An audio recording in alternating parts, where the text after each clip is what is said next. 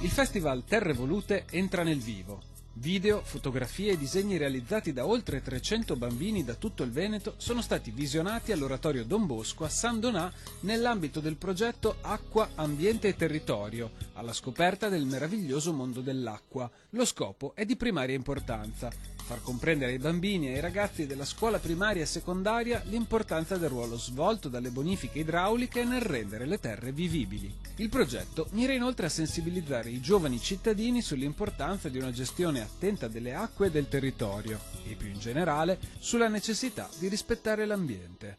L'iniziativa, svolta in collaborazione con i consorzi di bonifica del Veneto, ha visto il coinvolgimento di una scuola primaria o secondaria per ogni territorio consortile del Veneto. Un bambino che legge questo fumetto cosa deve capire? Che l'acqua è molto importante. Il nostro progetto si chiama Ambiveneto e consiste nel spiegare che il terreno è importante e bisogna tenerlo sotto controllo. L'obiettivo era quello di far passare questo messaggio anche a casa.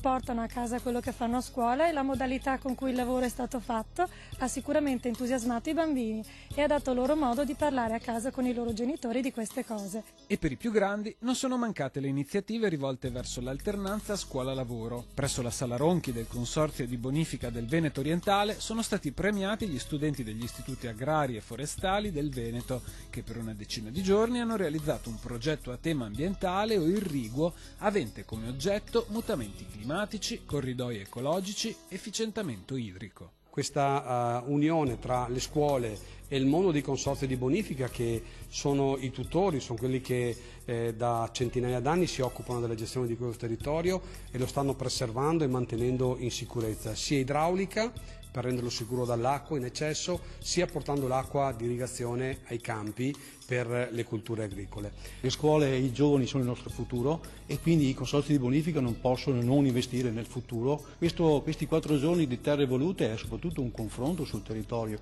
quindi non ci sottraiamo al confronto sul territorio.